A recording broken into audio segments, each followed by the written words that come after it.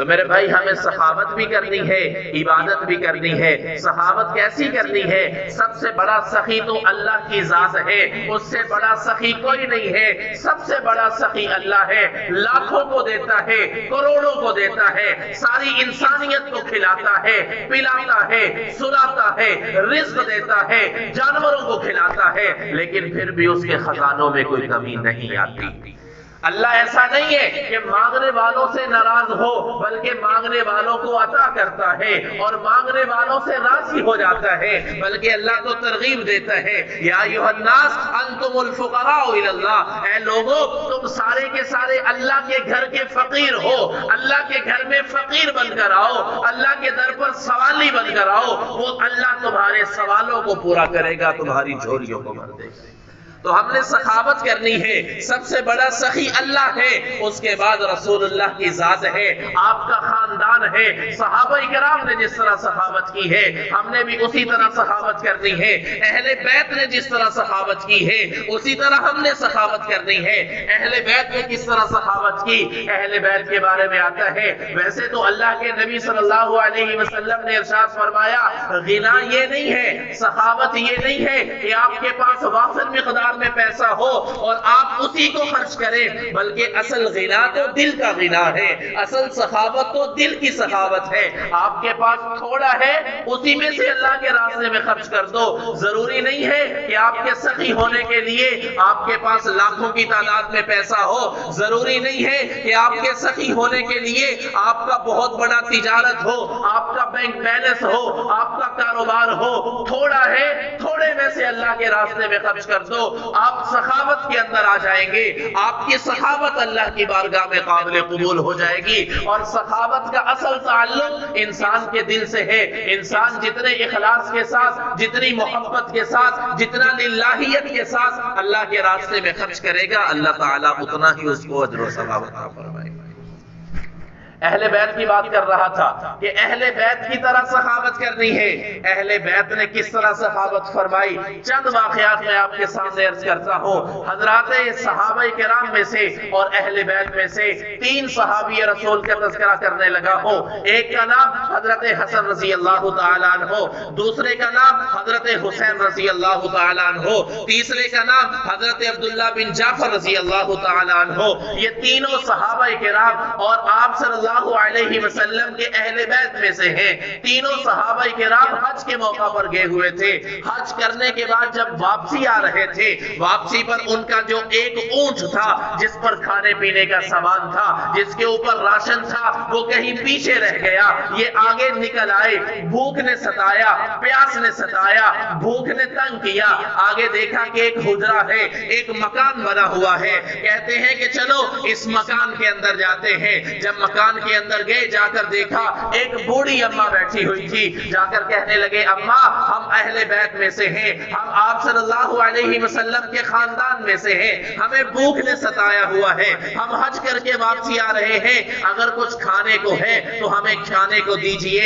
اماں نے کہا کہ بیٹا میرے پاس کھانے کو تو کچھ نہیں ہے، البتہ صرف ایک بکری ہے، آپ اس کو ذبح کر لے، اس کا گوشت کھا لے، اپنا پیٹ بھر لے۔ لیکن یہ تینوں حضرات کہنے لگے کہ اماں جی آپ کا گزارا کیسے ہوگا، آپ تو اسی کے دودھ سے اپنا گزارا کرتے ہیں۔ اماں نے یہ کہا کہ بیٹا آج تک ہمارے گھر سے کوئی بھی مہمان بھوکا نہیں گیا، تم آئے ہو اپنا مقدر لے کر آئے ہو، لہذا تم بکری کو ذبح کرو، اپنا پیٹ بھرو، ہمارا اللہ وارث ہے، ہمارا اللہ وارث ہے۔ تینوں صحابہ نے، حضرت حسن نے، حضرت حسین نے، حضرت عبداللہ بن جعفر رضی اللہ تعالیٰ عنہما نے، انہوں نے اس بکری کو ذبح کیا، ذبح کرنے کے بعد گوشت بنایا، کھانا کھایا۔ جب کھانا کھا لیا اس اماں کو مخاطب کر کے کہتے ہیں اماں ہم اہل بیت میں سے ہیں، جب آپ کا مدینہ چکر لگے تو ہم سے ضرور ملیے گا، ہمیں خدمت کا موقع دیجیے گا۔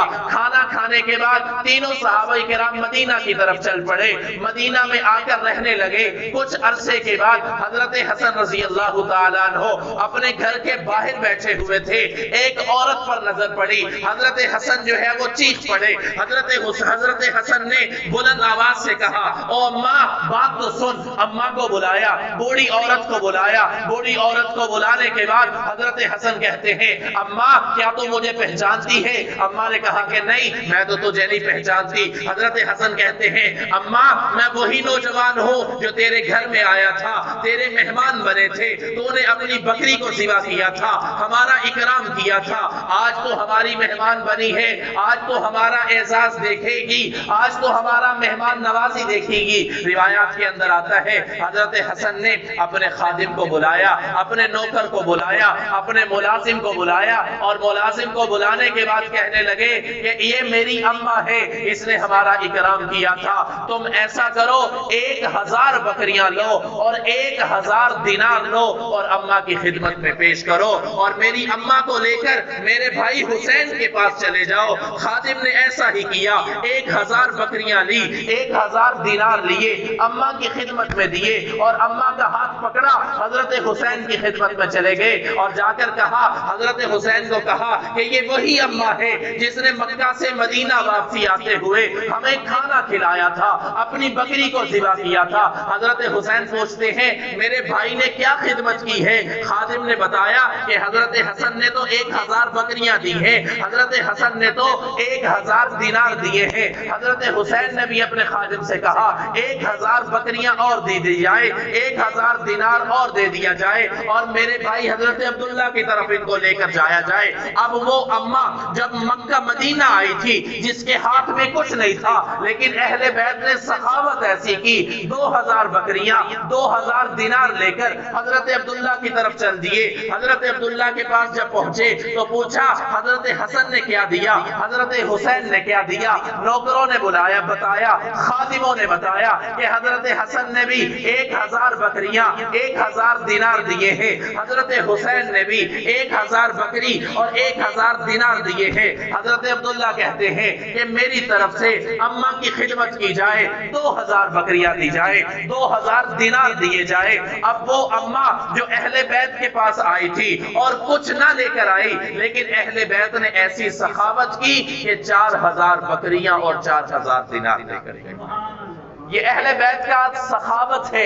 अहले बैत की सखावत कैसी है? आओ ना जरा हजरत अली के घर पर चलते हैं, अम्मा फातिमा के घर पर चलते हैं, जरा देखते हैं कि अम्मा फातिमा और हजरत अली के घर का माहौल कैसा था। रिवायात के अंदर आता है, एक मर्तबा हजरत हसन रजी अल्लाह तआला अन्हु, हजरत हुसैन रजी अल्लाह तआला अन्हु बीमार पड़ गए, बीमार हो गए। हजरत फातिमा ने अल्लाह के हुजूर ये मन्नत मांग ली कि या अल्लाह, अगर मेरे बेटे सेहतयाब हो जाते हैं तो मैं तेरे रास्ते में तेरी रजा के लिए 3 दिन का रोजा रखूंगी। जब हजरत अली ने ये आवाज सुनी कि मेरी बीवी मेरे बच्चों की सेहतयाबी पर अल्लाह के लिए 3 दिन का रोजा रखेगी, हजरत अली ने कहा, ऐ फातिमा, बच्चों की सेहतयाबी पर तू अकेले रोजा नहीं रखेगी, तेरे साथ अली भी रोजा रखेगा। जब हजरत हसन और हजरत हुसैन को ये पता चला, हजरत हसन और हजरत हुसैन ने भी ये मन्नत मांग ली कि या अल्लाह, हमारी सेहत पर जिस तरह मेरी वालिदा फातिमा रोजा रखेगी, जिस तरह मेरा बाप अली रोजा रखेगा, हम भी रोजा रखेंगे। अल्लाह ताला का करम हुआ, अल्लाह ताला की अता हुई। अल्लाह ताला ने हजरत हसन को भी सेहत से नवाज दिया, हजरत हुसैन को भी सेहत से नवाज दिया। जब वो सेहतयाब हो गए, हजरत फातिमा ने कहा कि चलो अब रोजा रखने का वक्त आ गया, उस वादे को वफा करने का वक्त आ गया जो हमने अल्लाह से वादा किया था, अल्लाह से जो मन्नत मांगी थी, वो मन्नत पूरी करने का वक्त आ गया। रिवायात के अंदर आता है, हजरत फातिमा ने भी रोजा रखा, हजरत अली ने भी रोजा रखा, हजरत हसन ने भी रोजा रखा, हजरत हुसैन ने भी रोजा रखा। लेकिन रोजा किस तरह रखा? घर में कुछ खाने को नहीं था, फाका था, पानी का घूंट पीकर रोजा रख लेते हैं। लेकिन जब दिन होता है, हजरत फातिमा हजरत अली से कहती है, अली, दिन घर में खाने को कुछ नहीं है, जाए जाए जाए कहीं से कुछ खाने को लेकर आए। रिवायात के اندر آتا ہے حضرت علی رضی اللہ تعالیٰ عنہ محنت اور مزدوری کی غرض سے گھر سے نکل جاتے ہیں. سامنے ایک یہودی سے سامنا ہوتا ہے. یہودی کہتا ہے علی مزدوری کرو گے؟ حضرت علی کہتے ہیں ہاں کروں گا، ضرور کروں گا. حضرت علی نے پوچھا مزدوری کے بدلے میں ملے گا کیا؟ وہ یہودی کہنے لگا مزدوری کے بدلے میں تجھے 1 ساعت جو دوں گا، جس کو آج کل ہمارے زمانے میں آپ یہ کہہ لیں کہ تقریباً 2 کلو کے قریب گندم دوں گا، 2 کلو کے قریب جو دوں گا. حضرت علی رضی اللہ تعالیٰ عنہ مزدوری کرنے کے لیے تیار ہو جاتے ہیں. یہودی اپنی باغ میں لے گیا، اپنے باغ میں جا کر اپنے پودوں کو ٹھیک کرواتا ہے، پودوں کی کاٹ چھانٹ کرتا ہے. جب مزدوری ختم ہو جاتی ہے حضرت علی ایک جو کا سا لے کر اپنے گھر میں آتے ہیں. آ کر خوشی سے فاطمہ کو دیتے ہیں، اے فاطمہ یہ لو میں جو لے کر آیا ہوں، چلو میرے بچے افطاری کے وقت پیٹ بھر کر کھانا کھائیں گے، آج ہم نے روزہ پانی پی کر رکھا ہے. حضرت علی رضی اللہ تعالیٰ عنہ جو لا کر حضرت فاطمہ کے ہاتھ میں دے دیتے ہیں. حضرت فاطمہ رضی اللہ تعالیٰ عنہ اس چکی کو پیستی ہیں، جو کا آٹا بناتی ہیں. آٹا بنانے کے بعد روٹی بناتی ہیں، روٹی دسترخوان پر رکھتی ہیں اور اللہ کے حضور دعا مانگ رہے ہوتے ہیں کہ یا اللہ تیرا شکر ہے تو نے کھانے کو کچھ عطا کیا، یا اللہ تیرا شکر ہے کہ تیری عطا کی وجہ سے آج ہم جو کی روٹی سے روزہ افطار کریں گے.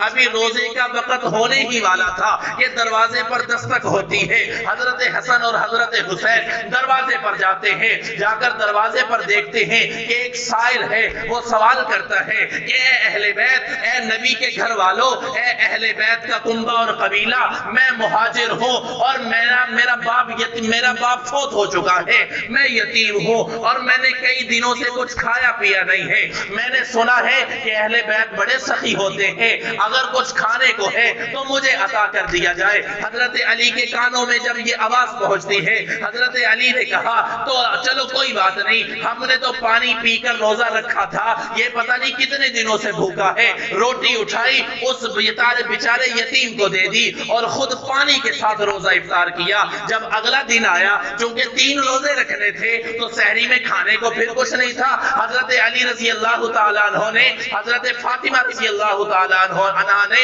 پانی کے ساتھ پھر روزہ رکھ لیا. حضرت فاطمہ پھر کہتی ہے علی جاؤ کہیں سے کچھ کھانے کو لے کر آؤ. حضرت علی پھر جاتے ہیں، مزدوری کرتے ہیں اور جو کا سا لے کر آتے ہیں. حضرت فاطمہ پھر اس کا آٹا بنانے کے بعد روٹی بناتی ہیں، دسترخوان پر رکھتی ہیں. جب افطار کا وقت ہوتا ہے پھر دروازے پر دستک ہوتی ہے. ایک سائل آتا ہے، کہتے ہیں کہ مسکین ہوں، کھانے کو کچھ نہیں، کئی دنوں سے کھایا نہیں ہے، تم اہل بیت ہو، تم نبی کے گھر والے ہو، اگر کچھ کھانے کو ہے تو مجھے عطا کیا جائے. دوسرا دن تھا، روزہ بھی پانی کے ساتھ رکھا جا رہا ہے، افطار بھی پانی کے ساتھ کیا جا رہا ہے. اب افطاری کا وقت تھا، پھر حضرت علی نے کہا کہ جاؤ جو بھی کھانے کو ہے اس مسکین کو دے دیا جائے. اب دوسرا دن تھا، روزہ پانی کے ساتھ افطار کیا. اب تیسرا دن روزہ رکھنا تھا، پانی کے ساتھ روزہ رکھا. لیکن پھر دن کو حضرت فاطمہ نے حضرت علی کو بھیجا. حضرت علی نے محنت مزدوری کی اور کچھ لے کر آئے. حضرت فاطمہ نے روٹی بنائی. تیسرے دن پھر جب روزہ افطار کرنے لگے تھے پھر دروازے پر دستک ہوئی اور صدا آئی کہ میں قیدی تھا، اب مجھے رہائی ملی ہے، کھانے کو کچھ نہیں ہے، اگر کچھ کھانے کو ہے تو عطا کیا جائے. حضرت علی نے تیسرے دن بھی افطاری کا سارا سامان اٹھا کر اس سائل کو دے دیتے ہیں. لیکن جب رات کو نماز پڑھنے کے لیے جاتے ہیں حضرت علی کمزوری کی وجہ سے 3 دن سے روزہ رکھا جا رہا ہے، سحری بھی پانی سے، افطاری بھی پانی سے. جب مسجد میں جاتے ہیں، مسجد نبوی میں جاتے ہیں تو دیواروں کو پکڑ کر چل رہے ہیں اور جو ہے وہ کمزوری کی وجہ سے صحیح چلا نہیں جا رہا. حضرت علی کی یہ حالت جب نبی کریم صلی اللہ علیہ وسلم نے دیکھی، اللہ کے نبی نے پوچھا علی خیریت تو ہے؟ کیا بات ہے؟ تو شیر خدا ہے، تیری وجہ سے تو خیبر کا در تو نے اکھاڑ دیا تھا. اے علی خیریت تو ہے؟ آج تو دیوار پکڑ کر چل رہا ہے، آج خیریت تو ہے کہ تیری ٹانگوں کے اندر طاقت نہیں ہے؟ حضرت علی رضی اللہ تعالیٰ عنہ نے سارا قصہ سنایا کہ یا رسول اللہ 3 دن سے مسلسل فاقہ چل رہا ہے، سحری میں بھی پانی ہے، افطاری کے اندر بھی پانی ہے. یا رسول اللہ فاقے کی وجہ سے آج اتنی کمزوری ہو چکی ہے کہ چلا بھی نہیں صحیح جا رہا. اتنے ہی میں اللہ کے نبی صلی صلی اللہ علیہ وسلم پر حضرت جبرائیل امین وحی لے کر آ جاتے ہیں اور سورۃ الدہر کی ابتدائی آیات لے کر آتے ہیں جس کے اندر اللہ تعالیٰ یہ فرماتے ہیں وَيُطْعِمُونَ الطَّعَامَ عَلَى حُبِّهِ مِسْكِينًا وَيَتِيمًا وَأَسِيرًا۔ اور اللہ کے نبی نے حضرت علی کو کہا علی اللہ تعالیٰ کی طرف سے امتحان تھا، جو تیرے دروازے پر سائل بن کر آ رہے تھے وہ کوئی یتیم نہیں تھا، وہ کوئی مسکین نہیں تھا، وہ کوئی قیدی نہیں تھا، اصل میں وہ اللہ کی طرف سے حضرت جبرائیل امین آ رہے ہیں۔ اور اللہ نے یہ اعلان فرمایا وَيُطْعِمُونَ الطَّعَامَ عَلَى حُبِّهِ مِسْكِينًا وَيَتِيمًا وَأَسِيرًا۔ اللہ تعالیٰ ان لوگوں کو پسند کرتے ہیں جو اللہ کی محبت کے اندر کسی کو یتیم سمجھ کر دے دیتے ہیں، کسی کو مسکین سمجھ کر دے دیتے ہیں، کسی کو قیدی سمجھ کر دے دیتے ہیں، وہ اللہ کی محبت میں ہے اور اللہ بھی ان سے محبت کرتا ہے۔ تو سخاوت تو ایسی ہے نا۔ اور آج کل ہمارا حال کیا ہے؟ ہمارا حال یہ ہے کہ ہم سانپ بنے بیٹھے ہیں، اللہ کی عبادت کے اندر ہم کنجوس ہیں، اللہ کی عبادت کرنے میں ہم کنجوس ہیں، اللہ کا ذکر اذکار کرنے میں ہم کنجوس ہیں، نبی کے طریقوں پر چلنے میں ہم کنجوس ہیں، اور سخاوت کرنے میں ہم کنجوس ہیں۔ میرے بھائی سخاوت کرنی ہے۔ اللہ کی رحمت جب عام برس رہی ہے جس سے ہر کوئی فائدہ اٹھا سکتا ہے تو ہمیں بھی سخاوت کا دامن نہیں چھوڑنا چاہیے۔ ایک اور واقعہ عرض کرتا ہوں۔ ایک صحابی رسول ہے جن کا نام ہے حضرت زید رضی اللہ تعالیٰ عنہ، یہ بھی اہل بیت ہی میں سے ہیں۔ ایک مرتبہ ان کے ہاں ایک مہمان آ گیا اور وہ مہمان اصل میں چور تھا، رات کو کھانا کھایا، حضرت زید نے اس کو کھانا کھلایا، کھانے کے اندر اپنے باپ کو بھی شریک کیا، اپنے والد کو بھی شریک کیا۔ جب کھانا کھا کر رات کو سو گئے، وہ چور رات کے آخری حصے میں اٹھتا ہے اور حضرت زید کے 100 اونٹ لے کر چل دیتا ہے۔ جب صبح اٹھتے ہیں، بیدار ہوتے ہیں نماز کے لیے، حضرت زید دیکھتے ہیں کہ اونٹ نہیں ہے، اونٹوں کے نشانات قدم پر چلتے ہیں، چلتے چلتے چور کے پاس پہنچ جاتے ہیں، اس چور کو پکڑتے ہیں تو وہ چور چیخ پڑتا ہے، کہتا ہے کہ اے زید مجھے قتل نہ کرنا۔ حضرت زید کہتے ہیں کیوں نہ تجھے قتل کرو؟ اس نے کہا کہ میں مجبور ہوں، میں بھوکا ہوں، میں پیاسا ہوں، میرے پاس کھانے کو کچھ نہیں تھا، اس وجہ سے میں نے یہ حرکت کی ہے۔ حضرت زید جو کہ خاندان نبوت سے تھے، حضرت زید جو کہ ان کا تعلق اہل بیت سے تھا، انہوں نے کہا اچھا یہ بات ہے، تو یتیم ہے، تو مسکین ہے، تیرے پاس کھانے کو کچھ نہیں ہے، تو جا تجھے معاف بھی کرتا ہوں اور تجھے 100 اونٹ ہدیے میں بھی دیتا ہوں۔ تو اہل بیت کا بھی سخاوت ایسی تھی، ہمیں بھی اہل بیت جیسی سخاوت کرنی چاہیے، ہمارے اندر بھی وہی جذبہ ہونا چاہیے۔ ہم نام لیوا تو ہیں کہ ہم رسول اللہ کی امتی ہیں، ہم نام لیوا تو ہیں کہ ہم اہل بیت کو ماننے والے ہیں، لیکن اہل بیت کی صفات کو نہیں اپناتے، رسول اللہ کی صفات کو نہیں اپناتے۔ تو پھر میں یہ کیوں نہ کہوں کہ ہماری امیدیں تو یہ ہے کہ ہماری شفاعت اللہ کے نبی کرے، ہمیں اللہ کے نبی کے ہاتھوں حوض کوثر کے جام نصیب ہو۔ لیکن جب نبی کی زندگی پر عمل کرنے کی بات آتی ہے، جب نبی کے ختم نبوت کے دفاع کی بات آتی ہے، جب ناموس صحابہ کی بات آتی ہے، تو پھر ہم یہ چاہتے ہیں کہ ہمیں کوئی انگلی بھی نہ لگائے اور ہم غفلت کی لمبی چادر تان کر سوئے رہے۔ ہمیں نہیں پرواہ کہ دنیا کے اندر کیا ہو رہا ہے، ہمیں نہیں پرواہ کہ صحابہ کی ناموس کو تار تار کیا جا رہا ہے، ہمیں نہیں پرواہ کہ ختم نبوت پر ڈاکے ڈالے جا رہے ہیں، ہمیں اس سے کوئی غرض نہیں ہے، لیکن امیدیں ہمیں یہ ہیں کہ ہم آقا کی شفاعت کے مستحق بن جائیں، امیدیں ہمیں یہ ہے کہ ہمیں آقا کی شفاعت نصیب ہو جائے، ہم یہ امید رکھتے ہیں کہ ہمیں آقا کے ہاتھوں حوض کوثر کے جام مل جائیں۔ میرے بھائی یہ اتنا سستا سودا نہیں ہے، اتنا سستا سودا نہیں ہے۔ اپنے آپ کو دین پر عمل کرنا پڑے گا، اپنے آپ کے اندر دین پر عمل کرنے کا جذبہ پیدا کرنا پڑے گا۔ موجودہ دور جو چل رہا ہے، یقین کیجئے بڑے حالات نازک ہے، اپنے ایمان کو بچانا بڑا مشکل ہے۔ مجھے افسوس اس بات کا ہوتا ہے کہ آج کل کے دور کے اندر کوئی ایرا غیرہ اٹھتا ہے، کبھی ناموس صحابہ پر چڑھائی کر دیتا ہے، کبھی صحابہ کو برا بھلا کہہ دیتا ہے، کبھی ختم نبوت پر ڈاکہ ڈال دیتا ہے۔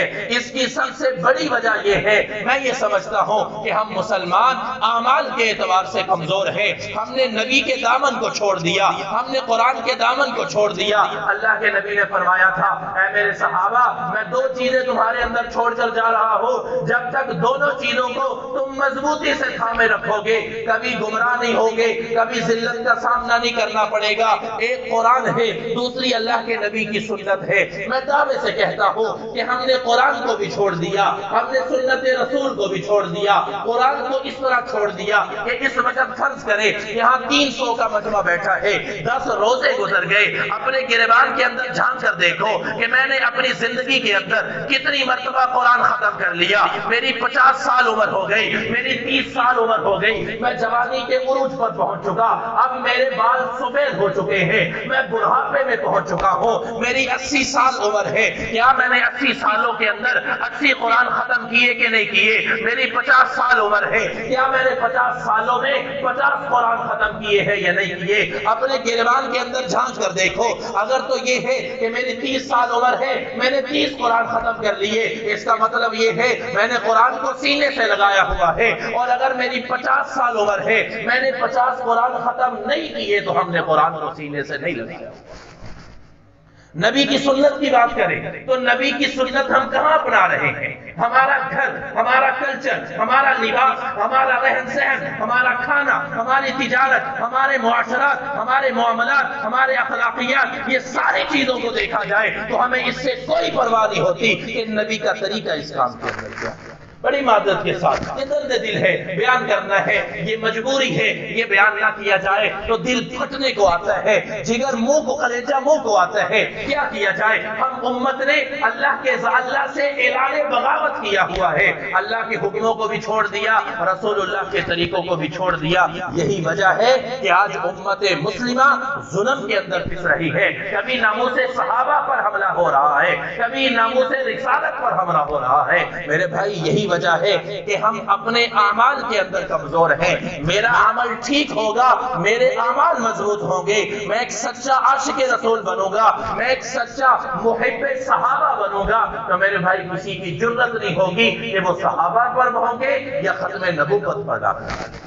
कोशिश करेंगे अपनी जिंदगी को बनाने की। रमजान का महीना है, इसके अंदर अपनी बख्शिश करवा लीजिए, अल्लाह को राजी कर लीजिए, नबी की सुन्नत को सीने से थाम लीजिए। कुछ लोग हैं जो आज के दौर के अंदर भी मुख्तलिफ तरीकों से सहाबा और अहले बैत पर, नामूसे रिसालत पर हमले कर रहे हैं। हालात आपके सामने है, मीडिया आप देखते हैं, सोशल मीडिया आप देखते हैं, पाकिस्तान में आप रहते हैं, हालात आपके सामने है। इन हालात के अंदर अल्लाह की तरफ मुतवज्जे होने की जरूरत है, अल्लाह की रस्सी को मजबूती से थामने की जरूरत है। अगर अल्लाह की रस्सी को मजबूती से थाम लेंगे कभी गुमराह नहीं होंगे। बात खत्म करता हूँ। अल्लाह ताला जो कुछ कहा सुना अमल की तौफीक अता फरमाए। वाखिर दावाना अल्हम्दुलिल्लाह।